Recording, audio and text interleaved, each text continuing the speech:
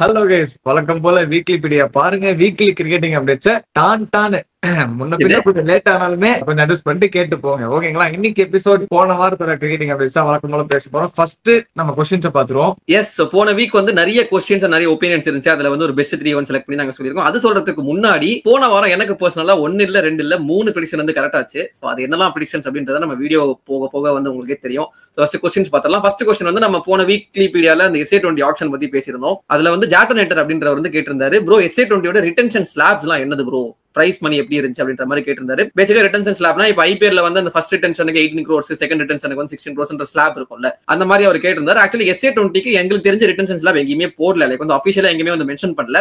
But நாங்க கொஞ்சம் வந்து டீப் டைவ் பண்ணி கொஞ்சம் எங்களுக்கு தெரிஞ்ச சோர்ஸ்ல கேட்கும்போது சவுத் ஆப்பிரிக்கன் லோக்கல் பிளேயரா இருந்தா ஃபர்ஸ்ட் ரிட்டன்ஷனுக்கு 8 million rand South African rand மாதிரி சொல்லியிருந்தாங்க. ஃபாரின் பிளேயருக்கு எங்கேயுமே மென்ஷன் பண்ணல ப்ரோன்ற மாதிரி தான் அவங்களும் சொல்லியிருந்தாங்க. லைக் வந்து ஆக்சுவலி எந்த அளவுக்கு வந்து கன்வின்ஸ் பண்ணிருப்பாங்களோ அதான் வந்து அஃபிஷியல். இது SA20யோட அஃபிஷியலுக்கு தெரியும், பட் வெளியே வந்து எங்கேயுமே ரிலீஸ் பண்ணல. ஸோ டோட்டலா பர்ஸ் வந்து 41 million சவுத் ஆப்பிரிக்கன் ரேண்ட்ஸ் இருந்தது. அதுல வந்து வைல்ட் கார்டு என்ட்ரி வந்து இன்வால்வ் ஆகாது. லைக் வைல்ட் கார்டு என்ட்ரி வந்து அவுட் சைட் த பர்ஸ் தான் வந்து சைன் பண்ணாங்க. அதனால தான் பாத்தீங்கன்னா வந்து மேஜர் பிளேயர்ஸான Heinrich Klaasen and Donovan Ferreira அதே வந்து வைல்ட் கார்டு பிக்கா செலக்ட் பண்ணாங்க டீம்ஸ். ஸோ அவங்க வந்து பர்ஸ்குள்ள வர மாட்டாங்க. அண்ட் அந்த ஆஸ்பெக்ட்ல தான் வந்து 8 million அந்த ஒரு கணக்குல தான் ஃபாஃப் டு பிளஸ் 8 million வந்து ரிட்டர்ன் பண்ணிருப்பாங்கன்ற மாதிரி நாங்க இந்த வீடியோல சொல்லியிருந்தோம். சரிங்களா, அது ஒரு விஷயம் சொல்லணும்னு நினைச்சேன். செகண்ட் கொஸ்டின் வைல்ட் கார்டு வந்து ஃபர்ஸ்ட் பிளேல நீங்க எவ்வளவு காசு கொடுத்தாலும் எடுத்துக்கலாம் அந்த மாதிரி. ஆமா, கரெக்ட். செகண்ட் கொஸ்டின் பாத்தீங்கன்னா அதே SA20 பத்தி தான் ஒரு கொஸ்டின் நிறைய பேர் கேட்டிருந்தாங்க. சோ இதுல என்ன பேசிக்கானா, நாங்க டிவால் ப்ரூஸ் எடுக்கல, அதனால வந்து JSK வந்து ஒரு மொக்க டீமா, நீங்க வந்து JSK போட்டு இப்படி அடிக்கிறீங்க அப்படின்ற மாதிரி சில ஒப்பீனியன்ஸ் எல்லாம் இருந்துச்சு. இந்த ப்ராபபிள் டீம்ஸ் எல்லாம் இதெல்லாம் நல்லா தானே இருக்கு அப்படின்னு சொல்லிட்டு நிறைய பேர் அவங்க 11s எல்லாம் காமிச்சாங்க. சோ அதுல வந்து ஒரு சார் கமெண்ட் கூட போட்டிருந்தாரு, ப்ரோ நானும் வந்து CSK ஃபேன், நானும் கிரிக்கெட் ஃபேன் தான், ஆனா அந்த பரத் ப்ரோவை பார்த்தா மட்டும் கடுப்பா இருக்கு ப்ரோ அப்படின்ற மாதிரி சொல்லியிருந்தாரு. இது எல்லாத்துக்கும் சேர்த்து வச்ச ஒரே ஒரு ரெஸ்பான்ஸ் தாங்க. பேசிக்கா எல்லாருக்கும் தெரியும் நானும் CSK ஃபேன் தான். பட் த வே அவங்க வந்து ஆப்ஷன் அணுகுன விதம் வந்து கொஞ்சம் நாட் குட்ன்ற மாதிரி தான் எனக்கு தோணுச்சு. சரிங்களா, நான் வந்து ஹானஸ்டா பேசுறேன், CSK கிரிட்டிசைஸ் பண்றேன் அவ்வளவுதான். சரிங்களா, மத்தபடி வந்து இது பெட்டரா எடுத்திருந்திருக்கலான்ற ஒரு ஆதங்கம் தான் எனக்கு இருந்துச்சு. அண்ட் நீங்க கேட்ட கேள்வி என்னன்னா, வெறும் பிரவிஸ் எடுக்கலன்றதுனால நீ மொக்க டீம்னு சொல்றியா அப்படின்ற மாதிரி கேட்டிருந்தீங்க. அதுக்கு ஒரு சின்ன கிளாரிபிகேஷன், பிரவிஸ் எடுக்காதனால மொக்க டீம் நான் சொல்லவே இல்லை. ஆனா பிளெமிங் சொன்ன மாதிரி பிளான் ஏ வந்து பிரவிஸ்க்கு போற மாதிரி தான் இருந்துச்சு. நான் கடைசி வரைக்கும் எடுக்க முடியாத நாங்க பிளான் பி போனோன்ற மாதிரி சொல்லியிருப்பாரு இல்லையா, அந்த பிளான் ஏவை எப்படி பெட்டரா பிளான் பண்ணிருக்கலாம் தான் நான் அந்த வீடியோல சொல்லியிருப்பேன். சரிங்களா, அதையும் தாண்டி டீம் வந்து படுமொக்க குவாலிஃபை ஆக மாட்டாங்க நான் எங்கேயும் மென்ஷனும் பண்ணிருக்க மாட்டேன். டீம் வந்து டீசென்ட் ஆன் பேப்பர் ஓகேயா இருக்குங்க அப்படின்ற மாதிரி சொல்லியிருப்பேன். அந்த 4th டீம் வந்து ஒன்னு சன்ரைசர்ஸ் ஈஸ்டர்ன் கேப்ஸ் இல்ல JSK குவாலிஃபை ஆகிறதுக்கு வாய்ப்பு இருக்குன்ற மாதிரி தான் சொல்லியிருப்பேன். நான் இப்போ அதான் சொல்றேன், டீம் வந்து படுமொக்க நான் சொல்லவே இல்லை. டீம் வந்து டீசென்டா இருக்கு. போன வருஷத்தை விட பெட்டரா இருக்கான்னு கேட்டீங்கன்னா எனக்கு தெரிஞ்சு இல்லன்னு நான் சொன்னேன். இப்போ அதான் சொல்றேன். ஆக்சுவலி இந்த வீட்டை நீங்க அண்டர்ஸ்டாண்ட் பண்ணீங்கன்னா தெரியும், இந்த மாதிரி நிறைய நல்ல பிளேயர்ஸ் இருக்காங்க, அவங்களெல்லாம் விட்டு இந்த பிளேயர்ஸ் தான் எடுக்கணுமா அப்படின்ற ஒரு கேள்வி எங்களுக்கு இருந்துச்சு. அதை நான் வந்து ரைஸ் பண்ணோம். பிரவிசியும் வந்து சரியா எடுக்காதப்போ அதெல்லாம் சேர்ந்து நாங்க சொன்னப்போ அதை போட்டு அடிக்கிற மாதிரி ஆயிடுச்சு. அதான் ஒரு நாங்க சொல்லிட்டோம், இப்போ கிளியர் பண்றோம். ஓகேங்களா, ஆக்சுவலி அதுல இன்னொரு ஃபாலோ அப் கொஸ்டின் இருந்துச்சு. ஜார்டன் காக்ஸ் பத்தி பேசும்போது ஜார்டன் காக்ஸ் ஏன் எடுக்கல எந்த டீம்ன்றப்போ அவர் வந்து சொல்லியிருந்தாங்க, ப்ரோ அவர் வந்து IL T20ல வந்து ஆடுவார், அது மட்டும் இல்லாம இங்கிலாந்து டீமுக்கும் ஆடுறதுனால எடுக்காம போனாங்கன்ற மாதிரி சில கமெண்ட்ஸ் நான் பார்த்தேன். அது சின்ன கிளாரிபிகேஷன் அதுவும் கொடுத்துட்டேன். IL T20 இருக்குங்க, டிசம்பர் ஸ்டார்டிங்ல வருது. அது வந்து January 4th தான் எண்ட் ஆகுது. சரிங்களா, January 4th 2026 வந்து IL T20 எண்ட் ஆகுது. மீன் வைல் SA20 பாத்தீங்கன்னா December 26 ஸ்டார்ட் ஆகுது. ஸோ எப்படி இருந்தாலும் IL T20 பவுண்ட் பிளேயர்ஸ் ஒரு 4 மேட்ச் வந்து மிஸ் பண்ணுவாங்க. அந்த மாதிரி 4 பிளேயர்ஸ் தான் வந்து JSK டீம்லேயே 3 பேர் இருக்காங்க. யாருன்னா பாத்தீங்கன்னா ஜேம்ஸ் வின்ஸ், அகில் ஹுசைன், ரிச்சர்ட் கிளிசன் 3 பேருமே இருக்க மாட்டாங்க. சரிங்களா, அது மட்டும் இல்லாம இங்கிலாந்து டீமோட கேலண்டர் வந்து பாத்தீங்கன்னா ஜான்வரி மந்த்ல அவங்க T20 இன்டர்நேஷனல்ஸே கிடையாது. ஸோ SA20 முடிகிற வரைக்கும் அவங்களுக்கு அங்க அந்த இப்போதைக்கு எதுவுமே வந்து ஸ்லாட் பண்ணல. ஸோ ஜார்டன் காக்ஸ் வந்து அவைலபிள் இருக்க மாட்டாருன்றதுக்குலாம் ரீசன் கிடையாது. ஸோ வந்து ஜார்டன் காக்ஸ் அவைலபிளா இருப்பாரு. ஒருவேளை IL T20 இருந்தா 3 மேட்ச் இருந்திருக்க மாட்டாரு, எடுத்திருந்திருக்கலாம். இந்த டீமும் வந்து மேபி பிரைஸ் பேஸ் கொஞ்சம் அதிகமா இருந்ததா என்னன்னு தெரியல, எடுக்கல. சரிங்களா, சோ இதை வந்து சொல்லிக்கணும்னு நினைச்சேன். அப்புறம் தேர்ட் கொஸ்டின் வந்து பாத்தீங்கன்னா இன்ஸ்டாகிராம்ல ஒரு இன்ட்ரெஸ்டிங்கா கேட்டிருந்தாரு, ஸ்டார்வின் டிராகன் அப்படின்ற ஒரு யூசர் நேம்ல. ப்ரோ 2015 IPL பாயிண்ட்ஸ் டேபிள்ல பாத்தீங்கன்னா மும்பை இந்தியன்ஸ் என்னதான் வந்து நெகட்டிவ் நெட் ரன் ரேட்ல இருந்தாலும் செகண்ட் முடிச்சாங்க compared to RCB and Rajasthan. ஏன்னு பாத்தீங்கன்னா Mumbai Indians highest wins compared to both teams. அவங்க வந்து 8 வின் இருந்துச்சு. வேற RR அண்ட் RCBக்கு வந்து மழை பெஞ்சதுனால 7 வின்ஸ் தான் இருந்துச்சு. நெட் ரன் ரேட் வந்து கம்மியா இருந்தாலும் மும்பை வந்து செகண்ட் பாயிண்ட் டேபிள்ல முடிச்சாங்க. ஆனா இப்போ இதே CPL வந்து பாத்தீங்கன்னா என்னதான் ட்ரின்பாகோ யுனைடெட் வந்து அதிக வின்ஸ் இருந்தாலும் ஏன் அவங்க வந்து 3rd பிளேஸ்ல முடிச்சாங்க compared to Guyana Amazon Warriors and Saint Louis ஷேக்கிங்ஸ் இந்த மாதிரி கேட்டிருந்தாரு. இது ஒரு நல்ல கேள்வி தான், நல்ல அப்சர்வேஷன், சம அப்சர்வேஷன். இந்த மாதிரிலாம் யோசிக்க முடியும். பயங்கரமா கிரிக்கெட் பாக்குறாரு இருப்பாரு போல. அவர் என்ன கேக்குறாருன்னா, ப்ரோ ரூல்ஸ் மாறிச்சா அப்படின்ற மாதிரி கேக்குறாரு. அது ஒரு சின்ன விஷயம் தான் சொல்லுங்க. லைக் ஒவ்வொரு டோர்னமெண்ட்டுக்கும் ஒரு ரூல்ஸ் இருக்கும். IPL பொறுத்தவரையில பாயிண்ட்ஸ் ஃபர்ஸ்ட் பாப்பாங்க, பாயிண்ட்ஸ் வந்து ஈக்குவலா இருந்துச்சுன்னா வின்ஸ் பாப்பாங்க, வின்ஸ் அதிகமா இருக்கா அப்படின்னு பாப்பாங்க. வின்ஸும் வந்து சேமா இருந்த பட்சத்தில் நெட் ரன் ரேட் பார்ப்பாங்க. ஆனா சிபிஎல்ல அந்த கன்ஃபியூஷனே கிடையாது. பாயிண்ட்ஸ்க்கு அடுத்து நெட் ரன் ரேட் தான். நெட் ரன் ரேட்டும் சேமா இருந்துச்சுன்னா தான் வந்து வின்ஸ் பார்ப்பாங்க. அது நெட் ரன் ரேட் மோஸ்டா சேமா இருக்க வாய்ப்பே இல்லை. சோ அங்கேயே வந்து இது பண்ணிட்டதுனால அதுதான். So CPL runs on net run rate. அப்போ ஐபிஎல் வந்து இப்ப வரைக்கும் வந்து அந்த வின்ஸ் தான் செகண்டரியா பாப்பாங்க ரன் ரேட்டோட. வின்ஸ் சேமா இருக்கிற பட்சத்துல ரன் ரேட் பாக்குறாங்க. 2024ல அந்த ரூல் மாறிச்சுன்ற மாதிரி நான் எங்கேயோ ஒரு ஆர்டிகல் படிச்சேன். பட் இப்போ போய் பாக்குறப்போ அது எதுவும் ரூல் சேஞ்ச் எல்லாம் எங்கேயும் நான் பாக்கல. ஒருவேளை மாறிச்சுன்னா கமெண்ட் பண்ணுங்க. சரி, ஓகே, நம்ம வீடியோக்குள்ள போவோமா? ஃபர்ஸ்ட் எடுத்தோடனே ஒரு டிசைடர்னே சொல்லலாம். அந்த டாப் 8 குள்ள போறதுக்கான ஒரு டிசைடர் மேட்ச் விளையாண்டாங்க ஆப்கானிஸ்தான் ஸ்ரீலங்காவும். நம்ம முன்னாடி வீக்லி வீடியோல பேசியிருந்தோம். இந்த மேட்ச் வந்து ஒரு த்ரில்லிங்கா இருக்கும், நாங்களுமே வெயிட் பண்ணிட்டு இருக்கோம் அப்படின்னு சொல்லிட்டு. ஆப்கானிஸ்தான் ஜெயிக்கும் அப்படின்னு பரத் வந்து அவர் ப்ரெடிக்ஷன் கொடுத்திருந்தாரு. அமைஞ்சது, வாய்ப்புகள் அமைஞ்சது. பட் ஆனா அது சரியா வந்து பினிஷ் பண்ண முடியல. பினிஷ் பண்ணிட்டாரு மெண்டிஸ்னு ஒரு மேன், தனியா இருந்து முடிச்சு கொடுத்தாரு குசால் மெண்டிஸ். அது நான் பரத் கிட்ட பேசிட்டு இருக்கப்போ நான் அவர்கிட்ட சொல்லிட்டு இருந்தேன், நல்லா விளையாடிட்டு இருக்கான்டா மனுஷன், அவன் முடிச்சு கொடுத்துருவான் போலடா மேட்ச அப்படின்னு சொல்லிட்டு நான் சொல்லிக்கிட்டே இருந்தேன். அதே மாதிரி முடிச்சிட்டாரு. ஸ்ரீலங்கா நான் நினைச்ச மாதிரி ஸ்ரீலங்கா ஜெயிச்சிருச்சு. நான் வந்து நடு மேட்ச்ல தான் நினைச்சேன். நான் வந்து நடு மேட்ச்ல தான் நினைச்சேன். நான் ப்ரெடிக்ஷன்லாம் வைக்கல. சரி, ஃபர்ஸ்ட் எடுத்தோன்னே ஆப்கானிஸ்தானோட பேட்டிங் பார்த்தோம்னா வந்து மந்தாகினியா தான் போச்சு. ஒன்னும் பெருசா இல்ல. சத்ரான் தான் ஒரு 20 ரன் அடிச்சாரு. மத்தபடி யாருமே அடிக்கலங்க. ரஷித் கானுமே வந்து ரொம்ப கம்மி ஸ்ட்ரைக் ரேட்ல தான் விளையாட்டு இருந்தாரு. கஷ்டப்பட்டு இருந்தாங்க எல்லாருமே அந்த பிட்ச்ல. அது பவுலர்ஸ் வந்து நல்லா போட்டாங்கன்னு ஒரு ஆஸ்பெக்ட் சொல்லலாம். பிட்சுமே கொஞ்சம் ஸ்லோவா இருந்த மாதிரி தான் இருந்துச்சு. துஷாரா வந்து சூப்பரா போட்டாரு. அவர் விக்கெட் 4 விக்கெட் எடுத்தாரு. அது அதிசயம் கிடையாது. ரொம்ப எக்கனாமிக்கலா போட்டாரு. அதுதான் இந்த மேட்சோட சிறப்பு அம்சமே. நல்லா வந்து தன்னைத்தானே செதுக்கிட்டு இருக்காரு துஷாரா. நம்ம வந்து ஆர்சிபி ஃபேன்ஸ்க்கு ஒரு நல்ல நியூஸ் இது.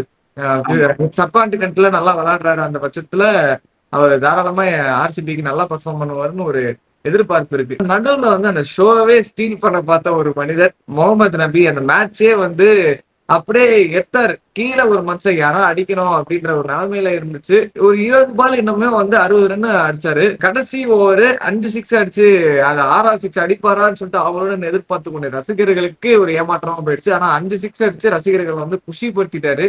அந்த அளவுக்கு ஒரு பயங்கரமான பேட்டிங் டிஸ்பிளேனே சொல்லலாம் நபி கிட்ட இருந்து. அதுவும் இல்லாம செகண்ட் ஹாஃப்ல போலிங் போட வந்தப்பவே வந்து அவர் யாருமே அட்டாக்கே பண்ண முடியல. அந்த அளவுக்கு ஒரு சூப்பரா போட்டாரு. ஸ்டார்டிங்கே வந்து ஒரு விக்கெட்டும் பிரேக் த்ரூ பண்ணி கொடுத்தாரு. கமில் மிஷாரா வந்து அவுட் ஆகிட்டாரு. ஆக்சுவலி அது எனக்கு அந்த நபியோட இன்னிங்ஸ் பார்க்கும்போது நிறைய பேர் கமெண்டர்ஸ் கிரிட்டிசைஸ் தான் பண்ணிட்டு இருந்தாங்க. ஏன் வந்து நபி இவ்வளவு ஸ்லோவா ஆடுறாரு, அவங்களுக்கு வந்து தெரியுமா தெரியாதா வந்து மஸ்ட் வின் கேம் அப்படின்ற மாதிரி சொல்லிட்டு இருந்தாங்க.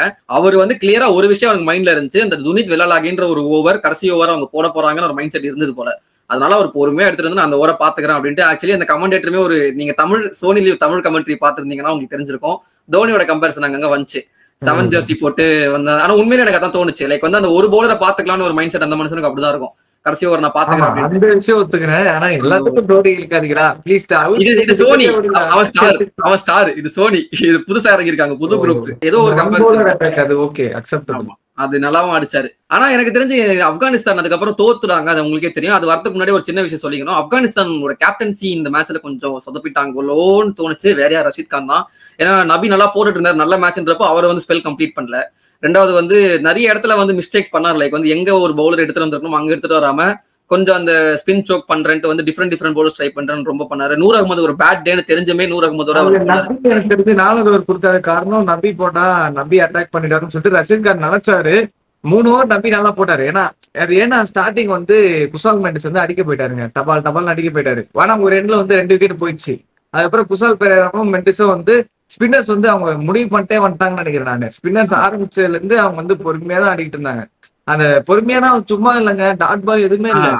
அந்த சிங்கிள் டபுள் ரொட்டேட் பண்ணிட்டு ஓவருக்கு ஒரு 4 கிடைக்குமா அப்படின்னு சொல்லிட்டு சூப்பரா அடிக்கிட்டு இருந்தாங்க. நான் பரத் கிட்ட சொல்லிட்டு இருந்தேன், ஸ்ரீலங்கா சூப்பரா ஆடுறாங்கப்பா, பேட்டிங் நல்லா ஆடுறாங்க, ஜெயிச்சிருவாங்க கண்டிப்பா பாரு, குசால் மெண்டிஸே ஜெயிச்சு கொடுப்பான் பாரு அப்படின்னு சொல்லிட்டு அவன் எங்க அடிக்கணுமோ அங்க அடிச்சாரு, எங்க நிறுத்தணுமோ அங்க நிறுத்தினாரு. செம்மையா இருந்தாரு குசால் மெண்டிஸ். அந்த மாதிரி மேட்ச் எடுத்து போனாங்க. அசலங்கா ஒரு நல்ல ஹேண்ட் கொடுத்தாரு. நடுவுல ஸ்பின்னர்ஸ் 4 ஸ்பின்னர் இருந்தும் வந்து ரஷீத் கான் வந்து அது எனக்கு எப்படி சொல்றேன்னு தெரியல, அவர் வந்து மாத்தி ட்ரை பண்ணாரு.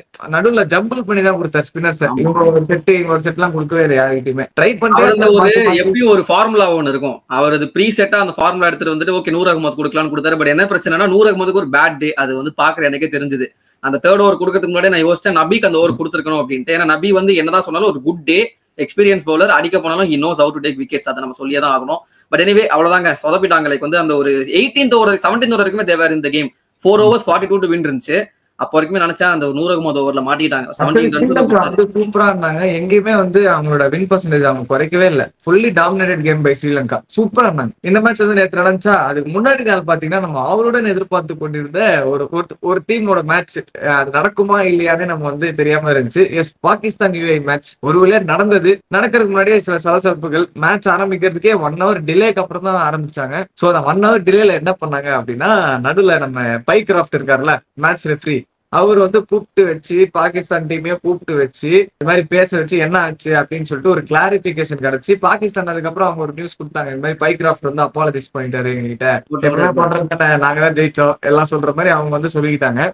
பைக்ராஃப்ட் வந்து இல்ல, நான் என் சைட்ல இருக்க ஜஸ்டிபிகேஷன் தான் கொடுத்துட்டு there okay with it, so we started the match அப்படின்னு சொல்லிட்டு Pakistan demanded for a conversation with Pycroft or அவர் வந்து நீக்கணும் ரெஃப்ரி பேனல்ல இருந்து அப்படின்னு சொல்லிட்டு டிமாண்ட் பண்ணதுனால இந்த கான்வர்சேஷன் வந்து ஐசிசி ஒரு நடத்தி வச்சாங்க. சோ பாகிஸ்தான் ஓகே, ஒரு மனசங்கடம் இல்லாம வந்து ஏதோ கிடைச்சிச்சு, நிம்மதியா வந்து விளையாட ஆரம்பிச்சாங்க. அவங்களும் மந்தாங்கி தான், ஒரே மந்தமா விளையாடி ஃபக்கர் ஜமான் தான் ஒரு 2 இருந்து அடிச்சாரு. மத்த எல்லாருமே டப்புன்னு அவுட் ஆயிட்டாங்க. கீழே பாத்தீங்கன்னா நம்ம டவுன் புதிய பேட்ஸ்மேன் இன் டவுன் இப்ப சாகின் அஃப்ரிடின்னு சொல்லிட்டு ஒரு பேட்ஸ்மேன் வந்து ஊருக்குள்ள கிளம்பி இருக்காரு. பவுலிங் எல்லாம் மறந்துட்டாரு, அப்பே தெரிஞ்சிச்சு. பேட்டிங் தான் வந்து அவர் ஃபுல் ஃபோக்கஸ் அப்படின்னு சொல்லிட்டு பேட்டிங்ல இறங்கிட்டாரு. அவரு வந்து ஒரு குவிக் ஃபயர் அடிச்சு அப்படி இப்படி தட்டு மாதிரி 149 நம்ம அடிச்சானுங்களா, 146 வந்து பாகிஸ்தான் டீம் அடிச்சாங்க. சோ யுஏஇ வந்து பவுலிங் வந்து சூப்பரா போட்டு நல்லா வந்துட்டு இருந்தப்போ ஒரு அப்படி இப்படின்னு ஒரு நல்ல டார்கெட் தான், ஆக்சுவலி ஒரு கெட்டபிள் டார்கெட் தான். 146 அடிக்கலன்னா என்னங்க கஷ்டம் தானங்க அப்படின்னு சொல்லிட்டு யுஏஇ அடிப்பாங்க அப்படின்னு ஒரு அல்ப ஆசை இருந்துச்சு.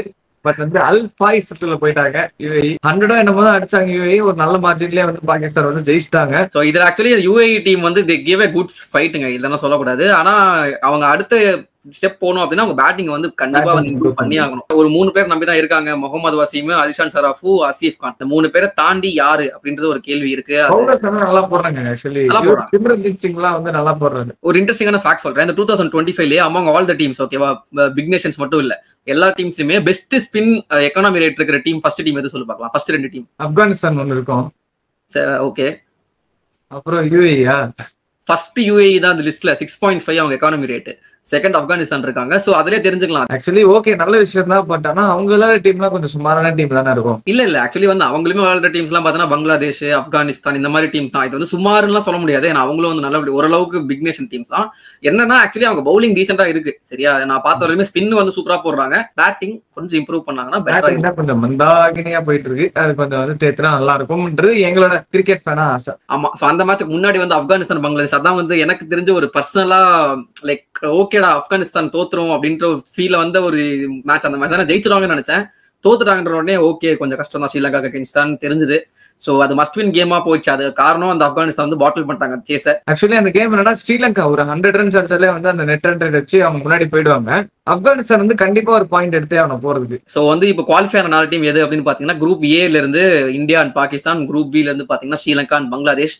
சோ இங்க திரும்ப அதே கேள்விதாங்க, இந்தியா பாகிஸ்தான் விளையாடுவாங்களா மாட்டாங்களா, விளையாடுனாங்கன்னா வந்து ஹேண்ட் ஷேக் கொடுப்பாங்களா மாட்டாங்களா, இதுதான் வந்து ஒரு பெரிய டாக் ஆஃப் தி டவுனா போயிட்டு இருக்கு. நீங்க சொல்லுங்க, இந்தியா பாகிஸ்தானுக்கு விளையாடணுமா விளையாடக்கூடாதா? அது நம்ம சொல்லியாச்சுங்க, நம்ம எங்க சைட்ல இருந்து சொல்லிட்டோம். நீங்க வந்து என்ன நினைக்கிறீங்களோ நீங்க சொல்லுங்க. அடுத்து வந்து இப்போ ரீசெண்டா ஒரு லெஜெண்டரி ஸ்பின்னரான ஆல்ரவுண்டரான ரவிச்சந்திரன் அஸ்வினோட பிறந்த நாள் வந்து இருந்தது. சோ அதுக்கு நிறைய விஷயம் எல்லாம் வந்து நிறைய சைட்ல இருந்து பார்த்தோம். அண்ட் அதை தாண்டி இப்போ நேத்திக்கு வந்து அனௌன்ஸ்மெண்ட் கொடுத்திருக்காங்க. என்ன அப்படின்னா, Ashwin is going to represent team India in the upcoming Hong Kong super sixes tournament. இது வந்து நிறைய பேருக்கு அந்த டோர்னமெண்ட் பத்தி என்னன்னு தெரியல அப்படின்னா, நம்ம அந்த டோர்னமெண்ட் அது சீரீஸ்ங்க, அது வரதுக்கு முன்னாடி சின்னதா ஒரு கிரிக்கோ பைட்ஸ் போடுறோம். பட் சிம்பிளா சொல்லணும் அப்படின்னா அது வந்து ஒரு சூப்பர் 6 டோர்னமெண்ட். நான் சின்ன வயசுல 2008 அந்த மேட்ச் நான் பார்த்த ஞாபகம் இருக்கு. 6 விக்கெட் தான், ஒரு டீம் வந்து 6 பிளேயர்ஸ் தான் ஆடுவாங்க, சரிங்களா. 6 ஓவர் 6 போயிட்டே இருக்கும், ஏன்னா கிரவுண்ட் ரொம்ப சின்னதா இருக்கும், சரிங்களா. 6 ஓவர்ல வந்து 120 130 அடிப்பாங்க சில டீம்ஸ்ல. அந்த அளவுக்கு ஃபன்னா இருக்கும். ரொம்ப வருஷம் கழிச்சு இப்பதான் போன வருஷம் வந்து திரும்ப அது ரெசியூம் பண்ணாங்க. அதுல இந்தியா டீம் வந்து பாத்தீங்கன்னா யூசுப் பத்தான், இர்ஃபான் பத்தான், ஸ்டூவர்ட் பின்னி இந்த மாதிரி டீமோட போனாங்க. குவாலிஃபை கூட ஆள நம்ம செமிஃபைனல்ஸ்க்கு அந்த மாதிரி நம்ம வந்து தோத்துட்டோம். சோ இந்த வருஷம் நல்ல டீமா இருக்குமா, அது அஸ்வின் வந்து பாட்டா இருக்க போறாரு. பாக்கிறதுக்கு நான் ஆர்வமா இருக்கேன். நவம்பர் நிறைய பேர் இருப்பாங்க, அதான் மேட்டர். இந்த தடவை அதான் ஆல்ரவுண்டர்ஸ் இருப்பாங்க. நவம்பர் 8, 9, 10 இதான் வந்து டேட்ஸ் அந்த சீரிஸோட. சோ அந்த சீரிஸ் வரதுக்கு முன்னாடி சின்ன கிரிக்கோ போயிட்டு அந்த வீடியோ பத்தி பாத்துலாம், அந்த டோர்னமெண்ட் பத்தி. சோ அடுத்து நம்ம இந்தியா ஏ வர்சஸ் ஆஸ்திரேலியாக்கு வந்துருவோம். சோ ஆஸ்திரேலியா ஏ வந்து ஒரு ப்ரிடாமினன்ட்டா டாமினேட் பண்ணி ஒரு 500+ 550 ரன்ஸ் பிளஸ் வந்து அடிச்சு டிக்ளேர் பண்ணாங்க. அதுக்கப்புறம் இந்தியாவே வந்து கொஞ்சம் மந்தாவான சிச்சுவேஷன்ல இருந்த மாதிரி இருந்தாங்க. Until through Jurel the wicket keeper game in to the picture. Super innings, ஒரு செஞ்சுரி அடிச்சாரு, செம்ம அக்ரெசிவா ஆடி ஒரு 130 பால்ஸ்ல வந்து 113 வந்து அடிச்சு நாட் அவுட்டா இருப்பாரு. அண்ட் அதுக்கு வந்து சப்போர்ட் பண்ற மாதிரி படிக்கல் வந்து ஒரு 80 அந்த மாதிரி அடிச்சிருப்பாரு. அண்ட் சாய் சுதர்ஷன் அப்புறம் வந்து ஜெகதீஷ் எல்லாருமே வந்து 50-50 அடிச்சு ஒரு நல்ல கான்ட்ரிபியூஷன் கொடுத்திருப்பாங்க. ஒரு 40 அடிச்சாரு. Easwaran finally came into the team, 60 run அடிச்சாரு. அந்த மாதிரி அடிச்சு நல்லா விளையாண்டாங்க, நிறைய பேர் விளையாண்டாங்க, நல்லா இருந்துச்சு. ஆமா, சாய் ஒரு 70 அடிச்சாரு, நல்லா இருந்துச்சு. ஒரு 400 சம்திங் ஃபார் 4ல இருக்காங்க. அண்ட் கிளியர்லி இந்தியாவே வந்து ஒரு டாமினேட்டட் பொசிஷன்ல தான் இருக்காங்க. ஏன்னா அதுக்கப்புறம் தனுஷ் கோட்டின்ற ஒரு சூப்பரான ஒரு பேட்டர் வேற பாக்கி இருக்காருன்றப்போ இந்தியா வந்து லீட் போறதுக்கு நிறைய வாய்ப்பு இருக்கு. மீன்வேல் ஆஸ்திரேலியா ஏல வந்து பாத்தீங்கன்னா இங்க எப்படி துருவ நம்ம வந்து அக்ரெசிவ்னு சொல்றோமோ அதை விட அல்ட்ரா அக்ரெசிவா அங்க ஒரு wicket keeper batter Josh Philippe செம்ம இன்னிங்ஸ் அடிச்சாருங்க, சூப்பர் அடி அடிச்சாரு. 75 பால்ஸ்ல என்ன செஞ்சுரி கம்ப்ளீட் பண்ணாரு. ஒரு 85 பால்ஸ்ல 130 என்னவோ அடிச்சு ஏர் லெவல் செதுக்கிட்டாரு மனுஷன். அண்ட் எஸ், ரொம்ப ஆவலுடன் பேசப்பட்ட அந்த opening slot for Australian national team. அங்க வந்து யார் இருக்க போறாங்க, கவாஜாக்கு சப்போர்ட் பண்ற மாதிரி கான்ஸ்டாஸோட ஃபார்ம் வந்து கவலைக்கிடமா இருக்கு நிறைய இடத்துல பேசிட்டு இருந்தாங்க. பட் இந்த கான்ஸ்டாஸ் இங்க வந்து திரும்ப ஒரு செஞ்சுரி ஒன்னு போட்டு நான் வந்து இருக்கேன்டா ஸ்டில் இந்த கண்டென்ஷன் சொல்லி அவர் ப்ரூவ் பண்ணாரு. ஆனா அவருக்கு காம்படிஷனா இருக்கிற இன்னொரு பிளேயர் யாருன்னு பாத்தீங்கன்னா அவருக்கு ஓப்பனிங் பார்ட்னர் கேம்பல் கெலவே. அவர் வந்து சூப்பரா ஒரு குவிக் ஃபயர் 80 அடிச்சு அந்த ஓப்பனிங் பார்ட்னர்ஷிப் நல்லா இருந்துச்சு. ஸோ யாரு வந்து ஆஸ்திரேலியா ஆஷஸ் தான் இவங்க ஆக்சுவலி அவங்களோட அடுத்த எய்ம், சரிங்களா? ஆஷஸ் வந்து யாரு விளையாட ஓப்பனிங் விளையாட போறாங்கன்றத கேள்வி. கான்ஸ்டாஸா இல்ல வந்து கேலவேவா இல்ல வந்து நாத்தன் மெக்ஸ்வீனி, அவர் தான் கேப்டன் பண்ணாரு, அவர் பெருசா பர்ஃபார்ம் பண்ணல இந்த மேட்ச்ல. ஓகே, அது வந்து ஒரு மியூசிக்கல் சேர் மாதிரி தான் இருக்கு, யார் வருவாங்கன்ற பொறுத்து இருந்து பார்க்கணும். ஸோ இந்த ஆஸ்திரேலியா இந்தியா ஏன்னு சொல்லும்போது அவங்களுடைய ஓடிஏ ஸ்குவாட் வந்து அனௌன்ஸ் பண்ணிட்டாங்க. இந்தியா ஏ உடைய ஓடிஏ ஸ்குவாட் அதாவது சொல்லுவோம். So yes, India A squad for ODI அது வந்து நம்ம எல்லாரும் எதிர்பார்த்து கொண்டு ஸ்ரேயஸ் ஐயர் கேப்டன்சி எடுப்பாரா அப்படின்னு நம்ம பார்த்துட்டு இருந்தோம். பட் ஸ்ரேயஸ் ஐயர் இல்ல, ரஜத் பட்டிடருக்கு வந்து கேப்டன்சி கொடுத்திருக்காங்க. ஆர்சிபி ஃபேன்ஸ்க்கு ஒரு நல்ல நியூஸ். ஆனா ஒரு மேட்சுக்கு மட்டும் தான் அது நல்ல நியூஸ். பிகாஸ் செகண்ட் மேட்ச்ல இருந்து திலக் வர்மா வந்து ஜாயின் பண்ணிடுவாரு ஏசியா கப் முடிச்சுட்டு. Tilak Varma will be the captain for the rest of the matches. So Tilak வர்மாவும் ஹர்ஷித் ராணா வந்து ஜாயின் பண்ணிப்பாங்க. ஹர்ஷித் ராணா கூட பாத்தீங்கன்னா ஹர்ஷித் சிங்கும் வராரு, அதுக்கப்புறம் அபிஷேக் சர்மாவும் வராங்க. ஸோ ஒரு நல்ல டீமோட தான் நம்ம விளையாட போறாங்க ஓடிஐஸ். ஸோ ஃபர்ஸ்ட் மேட்ச்ல இருந்து யாரெல்லாம் விளையாட போறாங்க அப்படின்னு பாத்தீங்கன்னா சில நல்ல நேம்ஸ் எல்லாம் இருக்கு. ரியான் பராக், ஒன் சீசன் பண்ற ரியான் பராக், ஓகேவா? அதுக்கப்புறம் பிரியான் சாரியா வந்து ஃபர்ஸ்ட் மேட்ச் மட்டும் தான் விளையாடுவாரு. அதுக்கப்புறம் ஆயுஷ் பதோனி வந்து விளையாட வராரு. ரவி கிருஷ்ணா வந்து ஒரு கம்பேக் கொடுக்குறாரு ரொம்ப நாள் கழிச்சு. அண்ட் இதெல்லாம் ஆக்சுவலி நல்ல டீமா தான் இருக்கு. பிரப்சிம்ரன் சிங் வந்து ஒரு விக்கெட் கீப்பரா வந்து எல்லா மேட்சுமே அவர் இருப்பாரு. அண்ட் கடைசியில வந்து சூர்யான் ஷெக்டேவை வந்து ஒரு ஆல்ரவுண்டர் எடுத்திருக்காங்க. இவர் ஆக்சுவலி வந்து பஞ்சாப் கிங்ஸ்க்குமே வந்து பர்ஃபார்ம் பண்ணாரு. நம்ம நல்ல பிளேயர் தான். லைக் போன தடவை வந்து சையத் முஸ்தாக் அலியில ஒரு இம்பார்ட்டன்டான 2 மேட்ச்ல செம்மையா பர்ஃபார்ம் பண்ணாரு, குவார்டர் ஃபைனல்ஸ் அண்ட் ஃபைனல்ஸ்ல. ஆனா எனக்கு என்ன கேள்வினா அதுக்கப்புறம் அவர் பெருசா எங்கேயுமே பர்ஃபார்ம் பண்ணல. அவர் டொமஸ்டிக்கும் பெருசா அப்புறம் ஆடவே இல்லை. ஐபிஎல்லையும் பர்ஃபார்மன்ஸ், ஐபிஎல்ல வந்து ஒரு ஆவரேஜ் வந்து 3 மேட்ச் ஆடி ஸ்ட்ரைக் ரேட் வந்து 65 தான் இருந்துச்சு. அப்படின்றப்ப எதை பேஸ் பண்ணி எடுத்தாங்கன்றது மட்டும் எனக்கு தெரியல. பட் ஓகே, நல்ல பிளேயர் தான், அவர் எடுத்தது கிரிட்டிசைஸ் பண்ணல. பட் எதை பேஸ் பண்ணி எடுக்கிறாங்க அப்படின்ற ஒரு டவுட் தான் எனக்கு இருக்கு. Source, what's the source for income அப்படின்ட்டு அவங்கள்ட்ட கேட்கணும். What's the source for selection. But anyway ஓகேங்க, 22 இயர்ஸ் தான் கௌதம் கம்பீர் உட்கார்ந்து பிரீத்தி அக்கா தான். ஓ பிரீத்தி அக்கா சொல்றியா? சரி, ஓகே ஓகே. பட் எனிவே அப்பெல்லாம் அது இருந்திருக்கு. அது மேபி ஸ்கவுட் பண்ணிருப்பாங்க, டொமஸ்டிக்ஸ்லாம் அவங்க பெர்ஃபார்மன்ஸ் பார்த்திருப்பாங்க, அதனால எடுத்துக்கலாம். நல்லா பெர்ஃபார்ம் பண்ணா நல்லதுதான் for team India and also for Punjab Kings. ஏன் சசாங் சிங் எடுக்கல, ஏன் அசுதோஷ் சர்மா எடுக்கல? கேள்வி இதை நீங்க கேளுங்க கமெண்ட்ஸ்ல. இதை ட்ரெண்டாக்கு இந்தியா ஏ ஸ்குவாட்ல எடுத்துக்கலாம்ல தாராளமா. ஏன் அந்த அளவுக்கு ஃபிட் இல்லையா நாம? ஆமா, விப்ராஜ் நிகம்லாம் எடுத்திருக்காங்க. ஆக்சுவலி விப்ராஜ் நிகம் 3 மேட்ச் ஆடுவாரு. இருக்கிறப்ப ஏன் அசுதோஷ் சர்மா எடுக்கல, சசாங் சிங் எடுக்கல? சரி, ஓகே விடுங்க, அது அவங்க பதில் சொல்ல மாட்டாங்க. எனிவே அடுத்த நியூஸுக்கு போலாம். அடுத்து ரஜத் பட்டிடர் அப்படின்னு பேசுறப்போ அவரு வந்து என்னடா பண்ணிட்டாரு அப்படின்னு பாத்தீங்கன்னா பயங்கரமான சம்பவம் பண்ணிட்டாருங்க. துலீப் டிராஃபி சென்ட்ரல் ஜோனை வந்து கேப்டன்சி பண்ணி ஜெயிக்க வச்சுட்டாரு ரஜத் பட்டிடர். அவரோட 6 மந்த்ஸ்ல 2வது டிராஃபி வந்து ஜெயிக்கிறாரு. 6 மந்த்ஸ் கூட ஆக்சுவலி 4 மந்த்ஸ். ஜூன்ல வந்து கப் அடிச்சாங்க ஃபார் ஆர்சிபி. அதுக்கப்புறம் வந்து 4 மந்த்ஸ் கழிச்சு இப்போ வந்து ஆல்சோ வந்த Duleep trophy with central zone as a captain. Yes, perfectana performance. ஒரு ஃபேக்டர் தான் இத்தனை 18 வருஷமா இல்லாம இருந்துச்சு அந்த பிரான்ச்சைசிக்கு. அந்த லக் குடுக்குற மாதிரி ஒரு கேப்டன் அள்ளி குடுக்குறாரு கப்ப. இனிமேட்டு உட்காந்து தான் போங்க, ஜாலியா இருங்க. ஆமா, அவர்கிட்ட கேட்டிருந்தாங்க இந்த டிராஃபி பத்தி, which captain doesn't like having ட்ராஃபிஸ்ன்ற மாதிரி ஒரு நல்ல ஒரு ஸ்டேட்மெண்ட் இருந்து நல்லா இருந்தாருங்க. அவர் பர்ஃபார்மன்ஸ் மட்டும் இல்ல, அவர் பர்ஃபார்மன்ஸ் சூப்பரா இருந்துச்சு. நம்ம போன வீக்லி இப்படியே பார்த்தோம். முக்கியமான மேட்ச்ல வந்து யஷ் ராத்தோட வந்து ஒரு 196, அவர் ஒரு விதர்பா பிளேயர், அவர் வந்து சூப்பரான பர்ஃபார்மன்ஸ் பண்ணி பவுலிங் வந்து சூப்பரா போட்டாங்க. குமார் கார்த்திகேயா அண்ட் சரான்ஷ் ஜெயின் அப்படின்னு ஒரு மத்திய பிரதேஷ், 2 பேருமே மத்திய பிரதேஷ் பவுலர்ஸ் தான். அவங்க சூப்பரா பர்ஃபார்ம் பண்ணிட்டு தே ஃபைனலி டிஃபீட்டட் சவுத் ஜோன் இந்த துலீப் டிராஃபி ஃபைனல்ஸ். இதான் என்னுடைய ஃபர்ஸ்ட் ப்ரெடிக்ஷன். நான் ஃபர்ஸ்ட் சொல்லியிருந்தேன் இல்லையா, 1 இல்ல 2 இல்ல 3 ப்ரெடிக்ஷன் கரெக்ட் ஆச்சு அப்படின்ட்டு. போன வீக்லி இப்படி சொல்லியிருந்தேன் சென்ட்ரல் ஜோன் வந்து ஜெயிச்சிருவாங்க அப்படின்ற மாதிரி சொல்லியிருந்தேன். ஸோ ஃபர்ஸ்ட் ப்ரெடிக்ஷன் வந்து வென்ட் ரைட். ஸோ இதை வந்து பார்த்துட்டு ஸ்குவாட் அனௌன்ஸ் பண்ணாங்களா என்னன்னு தெரியல. ஆல்மோஸ்ட் அந்த சேம் டைம்ல தான் வந்து ஸ்குவாட் அனௌன்ஸ் பண்ணிட்டோம். இதுல என்ன காமெடினா லிமிடெட் ஓவர்ஸ்ல பயங்கரமா பெர்ஃபார்ம் பண்ணிட்டு இருந்த ஸ்ரேயாஸ் ஐயரை கொண்டு போயிட்டு டெஸ்ட் ஃபார்மேட்ல கேப்டன்சியா போட்டாங்க. அவர் சீக்கிரம் அவுட் ஆயிட்டாரு வேற விஷயம். பட் எனிவே கேப்டனா போட்டாங்க வேற விஷயம். சரிங்களா. ஆனா ரஜத் பட்டேல் இங்க வந்து டெஸ்ட் ஃபார்மேட்ல வந்து கப்படிச்சு கொடுத்திருக்காரு. அவர் வந்து இப்ப லிமிடெட் ஓவர்ஸ்ல ஃபர்ஸ்ட் மேட்ச் வந்து கேப்டன் பண்றாரு. அதெல்லாம் அப்படி இல்லங்க. இப்ப நீங்க ஓடியில ஸ்ரேயாஸ் கேப்டனா போட்டு அவர் நல்லா விளையாடி காமிச்சாருன்னா இப்ப நீங்க எடுத்து கேப்டனா போடலாம் மக்கள் கேட்பாங்களா இல்லையா? இல்லனாலும் கேட்கதான் போறாங்க. இதெல்லாம் இருக்குல்ல இந்த லாஜிக். இது மாதிரி நிறைய போடுங்க, இஷ்டத்துக்கு போடுங்க, ஜாலியா பேசிட்டு போவோம். அவ்வளவுதான். நெக்ஸ்ட் வந்து வெஸ்ட் இண்டீஸ் பத்தின ஒரு update. Yes, West Indies versus India. West Indies tour of India ஒரு டூர் வருது இல்லைங்களா? அந்த டூருக்கு வந்து ஸ்குவாட் அனௌன்ஸ் பண்ணிட்டாங்க. ருத்ராஜ் கேக் ஒரு கேப்டன்சி அதெல்லாம் இல்ல. எனக்கு சொல்லணும் ஆசைதான். இருந்தாலும் இவ்வளவு சிஎஸ்கே ஃபேனா பிஹேவ் பண்ணக்கூடாது இந்த வீடியோல. ப்ரோ இல்ல ஒருத்தர் கேட்டிருந்தாரு போன தடவை ஏன் வந்து ருத்ராஜ் கேக் எடுக்க மாட்டாங்க அப்படின்ட்டு. அதுக்கு சும்மா சொன்னேன் இவங்க எடுக்கல, வெஸ்ட் இண்டீஸ் டூர்ல இருக்கிறது கஷ்டம் நாங்க சொல்லிருந்தோம் முன்னாடி. இல்ல ஆக்சுவலி வந்து இந்தியா ஸ்குவாட் அனௌன்ஸ் பண்ணாங்க, வெஸ்ட் இண்டீஸ் ஸ்குவாட் வந்து அனௌன்ஸ் பண்ணிருந்தாங்க. அதுல வந்து பாத்தீங்கன்னா ராஸ்டன் சேஸ் கேப்டன்சி திறமையில வெஸ்ட் இண்டீஸ் ஸ்குவாட் 2-3 புது இன்க்ளூஷன்ஸ் இருக்கு. அதுல மெயினா வந்து பாத்தீங்கன்னா டக்னரைன் சந்திரபாலோட பையன் அவரு வந்து ஸ்குவாடுக்குள்ள வந்திருக்காரு. பேர் தப்பா சொல்றதானே நினைச்சுக்க. இல்ல அவர் பையன் தான் வந்து விளையாடுறாரு. ஆமா அவரு வந்து வளர்ந்தவர ஒரு லெஃப்ட் ஹேண்டர் வீரர். அதுக்கப்புறம் செகண்ட் வந்து பாத்தீங்கன்னா ஆலி கேத்தனேஸ். அவர் வந்து ஒரு நல்ல லெஃப்ட் ஹேண்டர் தான் அவரும். பட் ரீசென்ட் டைம்ஸ்ல ஃபார்ம் எல்லாம் டிராப் பண்ணிருந்தாங்க. He's also come back into the team. யாரா வந்து டிராப் ஆயிட்டாங்க அப்படின்னு பாத்தீங்கன்னா கிராக் பிரைத்வைட் அப்படின்ட்டு ரொம்ப வருஷமா வந்து ஆடிட்டு இருந்தாருங்க ஓப்பனிங் ஸ்லாட்ல. எங்க 2 பேருக்குமே பர்சனலா அவர் வந்து ஸ்டைல் பிடிக்கும், நல்லா ஆடுவார். வந்து கட்டைய போட்டுருவாரு, நின்றுவார் மனுஷன். ஒரு எண்டுல கட்டைய போடுறாரு, இல்ல பாய விரிச்சு பட்டைய போட்டுருவாரு. அவ்வளவுதான், பட்டைய போட்டுருவாரு. நல்லா நான் பாத்துருக்கேன் 10 கிரிக்கெட்ல நான் பார்த்த ஒரு ப்ராமினென்டான பிளேயர், ஜிம்பாப்வே அடிச்சு துவச்ச ஒரு player. Harish love story with 10 cricket at Zimbabwe never fades. 10 cricket சொன்னாலே Zimbabwe. But yeah coming back to reality. So Craig பிரைத்வைட்டோட ஃபார்ம் வந்து ரீசென்ட் டைம்ஸ்ல டிப் ஆனதுனால அவர் வந்து டிராப் பண்ணாங்க. Mostly will retire from the test cricket மாதிரி பேசிக்கிறாங்க. ராஸ்டன் சேஸ் கேப்டன்சில என்ன பண்ண காத்திருக்காங்கன்றது நம்ம பாப்போம். ராஸ்டன் சேஸ் எனக்கு ஒரு கேள்விங்க. அவர் என்ன பண்ணிட்டாரு, அவர் கேப்டன்சி கொடுத்து என்ன ப்ரூவ் பண்ணிட்டாரு அவர் கேப்டன்சில சஸ்டெயின் பண்ணி வச்சிருக்கீங்க அப்படின்றது எனக்கு மட்டும் இல்ல, வெஸ்ட் இண்டீஸ் ஃபேன்ஸே வந்து மைக் கொடுத்தீங்கன்னா எங்க சேனல்லே வந்து கேட்டு போவாங்க 4 வார்த்தை. அந்த மாதிரிதான் இருக்கு. என்னக்கா பவுலிங்கும் பண்ண மாட்டாரு, பேட்டிங்கும் பண்ண மாட்டாரு, பெருசா எல்லாம் சுமாரா பண்ணுவாரு. கேப்டன்சி தான் பண்றான்னு பாத்தீங்கன்னா அதுவும் பண்றது இல்ல. சரி, என்னதான் பண்றாங்க வெஸ்ட் இண்டீஸ்ன்றது நம்ம கொஞ்சம் நாள்ல அது இந்தியா டீம் கூட பார்ப்போம். பட் இந்தியா மோஸ்ட் ப்ராபபிளி ஜெயிச்சிருவாங்க. என்னங்க இது? மோஸ்ட் ப்ராபபிளி தான் ஜெயிப்பாங்களா? Sorry, there are no chances of West Indies winning against Indiaன்ற மாதிரி தான் இப்போ இருக்கு. என்னடா ரிக்கி பாண்டிங், மைக்கேல் கிளார்க், அப்புறம் நாசர் ஹுசைன் மாதிரி இப்படி பேசுறீங்க, இந்தியா இப்படிதான் அடிச்சாங்க, நீங்க வெஸ்ட் இண்டீஸை தாக்குறீங்க அப்படின்னு நீங்க நினைப்பீங்க. ஆனா வெஸ்ட் இண்டீஸ் பாத்தீங்கன்னா இந்த பக்கம் அதெல்லாம் நம்ம பேசுறதுக்குலாம் ஜஸ்டிஃபை பண்ற மாதிரி ஒரு டீம் அனுப்பி வைக்கிறாங்க. நேபாள் கூட ஒரு டூர் ஆடுறாங்க. அந்த டூர்ல பாத்தீங்கன்னா சும்மா எல்லா பிளேயரையும் உட்கார வச்சுட்டு ஒரு 5 அன்கேப்டன் பிளேயரை ஃப்ரெஷ்ஷா இறக்குறாங்க. கேப்டனும் வந்து அப்பதான் கேப்டன்சி கிடைக்குது அப்படின்னு சொல்லிட்டு புதுசா அவரோட கேப்டன்சி டெபியூ கொடுக்குறாரு. எஸ், அவரா இவரா எவரா அவரா நீங்க யோசிச்சு பாத்தீங்கன்னா தெரியாதவங்களுக்கு நான் சொல்றேன், அகில் ஹுசேன்ன்ற பேரை எங்கேயுமே யாருமே யோசிச்சிருக்க மாட்டீங்க. Akeal Hosein going to be captaining the West Indies squad against Nepal. Later on this month வந்து மேட்ச் சீரிஸ் நடக்க போகுது. 3 மேட்ச் T20 சீரிஸ் இன் ஷார்ஜா. அதான் அங்க வந்து ஹைலைட் பண்ண வேண்டிய விஷயம்.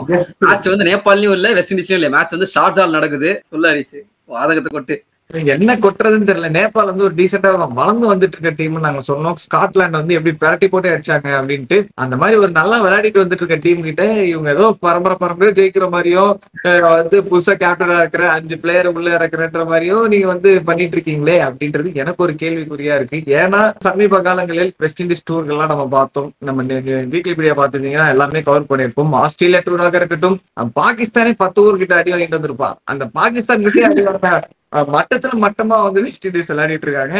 அப்படி ஒரு தைரியத்துல இந்த ஸ்குவாட ரிலீஸ் பண்ணி என்ன வந்து what is the future of West இண்டீஸ்ன்றது நாங்க கேட்கல, அவங்க டீம் அவங்கள பத்தி கேட்டுக்கிட்டா 2 நிமிஷம் ஒரு நல்ல பிளேயர்லாம் விளையாட வைப்பாங்கன்றது எங்களோட நம்பிக்கை. சரி, ஓகே, பாப்போம். ஏதாவது மாற்றம் நடந்தா நல்லதுதான். உனக்கு மட்டும் நல்லது கிடையாது, ஏன்னா அவனை போட்டு அடிக்க போறானுங்க. எனக்கு ஆக்சுவலி பர்சனலா நேபாள் ஜெயிச்சா சந்தோஷம் தான். நேபாள் தான் எனக்கு ஜெயிக்கணும்னு ஆசை. ஆனா நீ இவ்வளவு அடிக்கிறல்ல, நான் வந்து ஒரு விஷயம் எழுதி தரேன். நெக்ஸ்ட் 2 இயர்ஸ்ல கண்டிப்பா West Indies will come back to where they were 2 years back. ஒரு இம்பார்ட்டன்ட் டிசிஷன்ஸ் அதுதான் எடுக்கிறாங்க. அதுதான் அவங்க எடுக்கிறது. இப்ப ஹெட்மேயர்லாம் வந்து தூக்கிட்டு அவங்க புது பிளேஸ் கொண்டு வரது காரணம் அதுதான். Like they're looking for the future. பாப்போமே, நம்ம அன்கேப்ட் பிளேயர்ஸ் வந்து பெர்ஃபார்ம் பண்றதுக்கு முன்னாடியே வந்து டக்குனு வந்து நியூ பிளேயர்ஸ் கொண்டு வந்துட்டாங்க. அந்த டேக் போட்டதுக்கு பதிலா மேபி அவங்க வந்து அந்த ஒரு நியூ மேபி இந்த சீரிஸ் வந்து நேபாள் மாதிரி ஒரு கண்ட்ரி கூட எக்ஸ்பெரிமெண்ட் பண்றதுக்கு அவங்க இந்த இது இல்லனா எந்த இது அப்படின்ற மாதிரி தான். இப்போ இல்லனா எப்போ என்னடா இப்படி பேசுற அப்படி பேசுறேன்னு நினைக்காதீங்க. தெரியல, பாப்போங்க. இருக்கிற ப்ராபபிலிட்டி எல்லாத்தையுமே அடிச்சு விடுவோம் நம்ம. சார் நம்ம வெஸ்ட் இண்டீஸ்னு பாக்குறப்ப அப்படியே சிபிஎல் பக்கம் போனோம் அப்படின்னு பாத்தீங்கன்னா அங்க வந்து அமேசான் வாரியர்ஸ் அவங்க வந்து கயானா அவங்க வந்து ஃபைனல்ஸ் வந்து ரீச் ஆயிட்டாங்க. செயின்ட் லூசியா கிங்ஸை வந்து குவாலிஃபயர் 1ல வந்து டிஃபீட் பண்ணிட்டாங்க. மீன்வேல் இன்னொரு எண்ட்ல பாத்தீங்கன்னா ட்ரின்பாகோ நைட் ரைடர்ஸ் வந்து ஃபால்கன்ஸை வந்து டிஃபீட் பண்ணிட்டு அவங்க வந்து குவாலிஃபயர் 2ல வந்து இப்போ அவங்க இருக்காங்க. ஸோ வந்து இந்த மேட்ச் தான் நாங்க இந்த வீடியோ வந்து ஃப்ரைடே நைட்டுக்குள்ள ரிலீஸ் பண்ணிடுவோம். சாட்டர்டே ஏர்லி மார்னிங் 5:30க்கு ஒரு முக்கியமான match between Saint Lucia Kings and Trinbago Knight Riders. அதுல ஜெயிக்கிறவங்க கயானா அமேசான் வாரியர்ஸ் ஃபைனல்ஸ்ல வந்து சந்திப்பாங்க. நாங்க ஃபர்ஸ்டே சொல்லியிருந்தோங்க இந்த என்டையர் சீரீஸ்ல கடைசி ஒரு 5 மேட்ச் கயானாக்கு ஹோம்ல இருக்கும். அதுல வந்து அவங்க கம்பேக் கொடுத்து குவாலிஃபை ஆயிட்டு ஃபைனல்ஸ்க்கும் போயிருவாங்க. இதான் வந்து கடைசி 2 வருஷமா பண்றாங்க. இந்த வருஷமும் அது ரிப்பீட் ஆகுற மாதிரி தான் இருக்குன்ற மாதிரி சொல்லியிருந்தேன். சொன்ன மாதிரியே தான் நடந்துச்சுங்க. History repeating it self. ஏன்னா கயானா பொறுத்தவரை ஸ்பின் பயங்கரமா இருக்கும். இவனுங்களும் வந்து ஃபுல்லா ஸ்பின்னர்ஸா எடுத்துட்டு வந்துட்டு சூப்பர் டாமினேஷன் பண்றானுங்க. ஃபைனல்ஸ் ரீச் ஆயிட்டாங்க. மென்வெல் இந்த சைடு பாத்தீங்கன்னா செயின்ட் லூசியா கிங்ஸ் போன தடவை சாம்பியன்ஸ். இந்த முறை ஒரு சின்ன பிளிப் ஒன்று வந்திருக்கு. ஆனா ட்ரின்பாகோ நைட் ரைடர்ஸும் வந்து சும்மா குறைஞ்ச டீம்லாம் கிடையாது. இந்த வருஷம் அவங்க கப் அடிப்பாங்க நான் ப்ரெடிக்ட் பண்ணிருக்கேன்.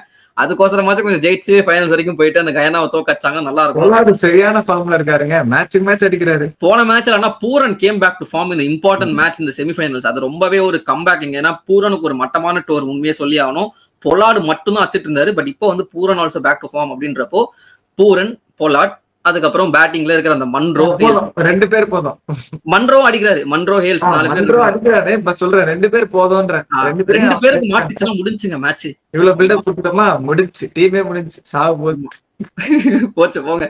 அப்புறம் பவுலிங்ல வந்து பாத்தீங்கன்னா வந்து எப்பயும் இளமையாவே இருக்கிற சுனில் நரேன், அப்புறம் ரீசெண்டா கேப்டனா இருக்கிற அகில் ஹுசைன், அப்புறம் திடீர் ஆக்ஷன் ஒருத்தர் இருக்காரு சக் அடிக்கிறாரு அவரு உஸ்மான் ரிப்போர்ட் பண்ணிட்டாங்க. ரிப்போர்ட் பண்ணி ஓகே சொல்லி திரும்ப ரிப்போர்ட் பண்ணிருக்காங்க.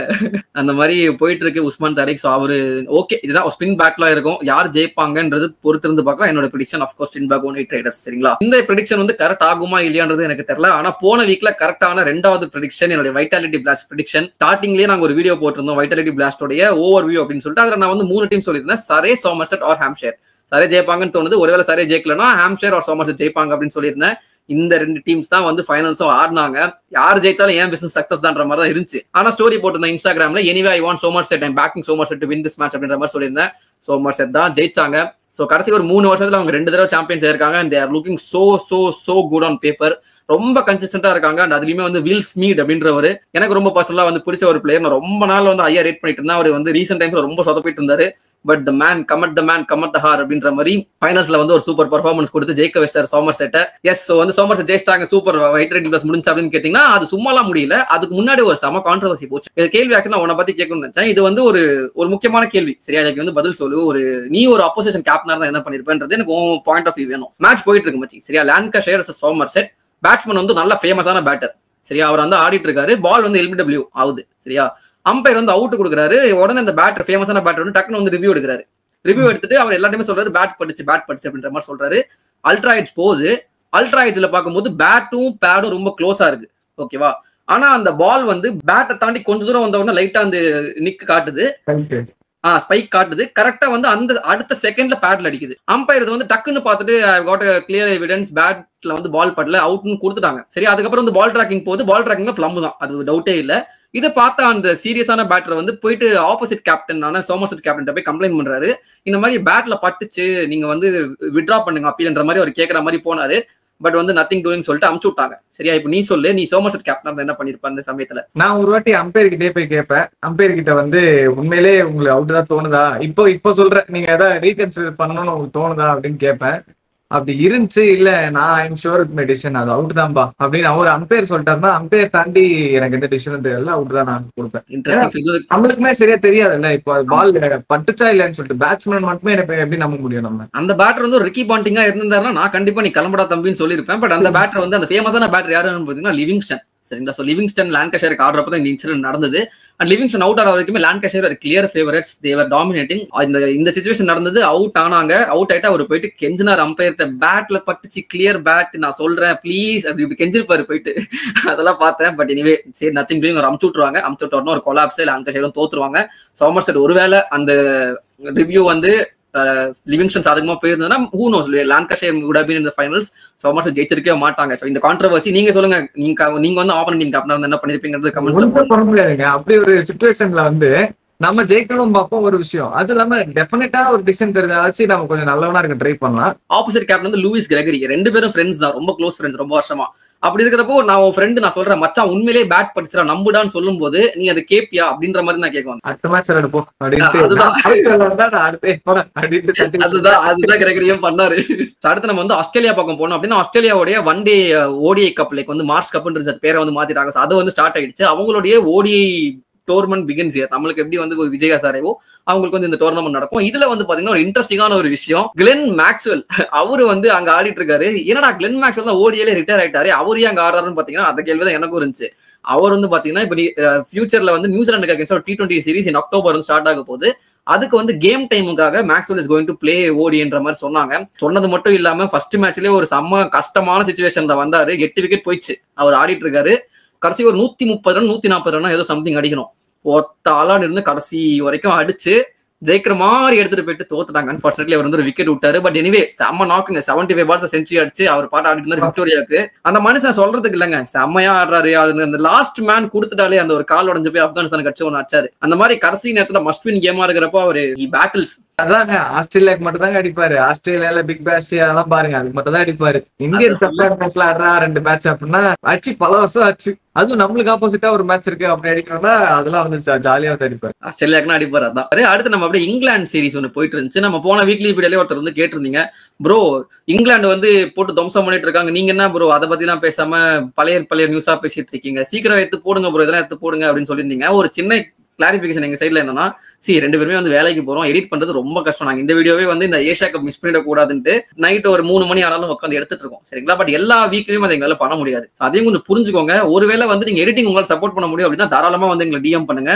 நாங்க வந்து இல்ல நான் சீரியஸா சொல்றேன், எடிட் சப்போர்ட் பண்ண ரெடியா இருக்கீங்க அப்படின்னா நாங்க ஃப்ரைடே ஈவினிங் கூட நாங்க ரெக்கார்ட் பண்ணி அனுப்புறோம். அதை நீங்க வந்து டக்குனு எடிட் பண்ணி கொடுத்தீங்கன்னா நம்ம ஃப்ரைடே நைட் நம்ம ரெடிமேடா போட்டுக்கலாம். லைக் வந்து நியூஸ் மிஸ் பண்ணாம. இந்த வீடியோ நாங்க வந்து போன வீக் கரெக்டா ஃப்ரைடே ரிலீஸ் பண்றோம். ரிலீஸ் பண்ண அதே சமயத்துல வந்து பாத்தீங்கன்னா இங்கிலாந்து வந்து 300 அடிக்கிறாங்க. அது யாருக்கு அகைன்ஸ்டா? சவுத் ஆப்பிரிக்காக்கு அகைன்ஸ்டா. ஆல்ரெடி 3 மணி வரைக்கும் ரெக்கார்ட் பண்ணிட்டு இருந்தோம் நாங்க சொல்லிட்டு இருந்தோம். இப்ப கரண்ட் வரை போய் திரும்ப 3 டைம் வரைக்கும் ரெசியூம் செய்து உங்களுக்காக தொண்டாற்றி கொண்டிருக்கோம். நைட் எல்லாம் ஒரு எடிட்டர் கிடைச்சா கண்டிப்பா சொல்லுங்க. அதாங்க நான் சொல்ல ஆரம்பிச்ச மாதிரி இந்த இங்கிலாந்து தாங்க 300 ரன் அடிச்சாங்க. 300 ரன்லயுமே வந்து ஃபில் சால்ட் வந்து ஒரு சூப்பரான ஒரு செஞ்சுரி அடிச்சுட்டு 140 சம்திங் அடிச்சு அவருடைய ரெக்கார்டை வந்து அவரே பீட் பண்றாரு. என்ன ரெக்கார்டு அப்படின்னு பாத்தீங்கன்னா highest ever score for and England batter in T20 international, சரிங்களா? அது வந்து அடிக்கிறாரு.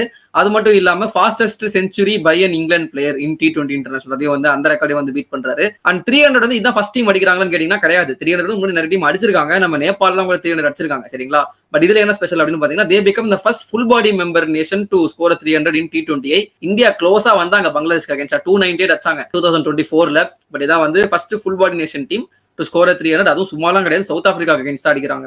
உண்மையில வந்து பெரிய விஷயம் தான். அதுவும் செகண்ட் மேட்சா இருந்துச்சு. செகண்ட் மேட்ச் அதுக்கப்புறம் காம்ப்ரஹென்சிவா ஜெயிச்சிட்டாங்க. தேர்ட் T20 ஒரு டிசைடரா இருக்க போது, ஒரு நெயில் பைட்டரா இருக்க போது அப்படின்னு நினைச்சிட்டு இருக்கிற எல்லாரும் வெயிட் பண்ணிட்டு இருக்கிற அந்த சமயத்துல unfortunately rain had the final say. So அந்த மேட்ச் வந்து அபானண்ட் ஆயிடுச்சு. ஸோ வந்து சீரிஸ் வந்து 1-1 முடிஞ்சிச்சு. அடுத்து வந்து இதே இங்கிலாந்து அயர்லாந்து டிராவல் பண்ணி அயர்லாந்துக்கு against T20 series captain by Jacob Bethell அது விளையாடினாங்க. அயர்லாண்டுமே வந்து சும்மா இல்ல, ஃபர்ஸ்ட் பேட்டிங் ஆடி 196 அடிச்சாங்க. செம்ம டோட்டல்ரா அப்படின்னு நம்ம வந்து யோசிக்கலாம் முடியாது. ஏன்னா எழுத்தாடுறது இங்கிலாந்துமா, அவனுக்கு இப்பதான் சவுத் ஆப்பிரிக்காக்கு அகைன்ஸ்டாவே 300 அடிச்சிருக்காங்க. அவங்களுக்கு என்ன சொல்லவா வேணும்? ஈஸியா வந்து 17 ஓவர்ஸ்ல வந்து சேஸ் பண்ணிட்டாங்க. ஈஸியா சொல்ல முடியாது, 6 விக்கெட் போச்சு. பட் இருந்தாலும் ஈஸியா தான் ஜெயிச்சாங்க சொல்லலாம், சரிங்களா? And by the way Jacob Bethell becomes youngest ever England captain to win T20 international for England. செய்திகளுக்கு போயிடலாம். அவருடன் எதிர்பார்த்து கொண்டிருந்த விமன்ஸ் கேட்டகரியில எதிர்பார்த்து கொண்டிருந்த வேர்ல்டு கப் ஆரம்பிக்கும் போது நிறைய பிரைஸ் மணியோட நல்ல ஒரு ஆடம்பரமா பண்ண போறாங்க இந்த வாட்டி நம்ம கேள்விப்பட்டோம்.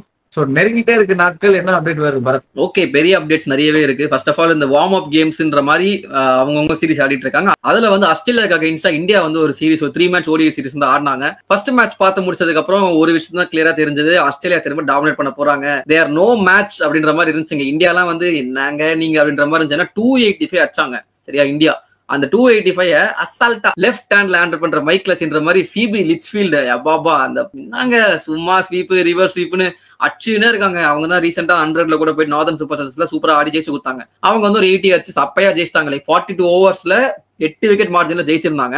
என்னடா இவ்வளவு சூப்பரா ஆடுறாங்க, அப்போ வந்து ஆஸ்திரேலியா தான் திரும்ப சாம்பியன்ஸ் அப்படின்னு நினைச்சிட்டு இருக்கிற அதே சமயத்துல செகண்ட் மேட்ச் 291 அடிக்கிறாங்க இந்தியா. அதை வந்து ஜெயிக்கிறாங்க. அது ஜெயிக்கிறது அப்புறம் ஒரு பட் இந்த 291 அடிச்சதுலேயே வந்து பார்த்தோன்னா Smriti Mandhana scores a magnificent century.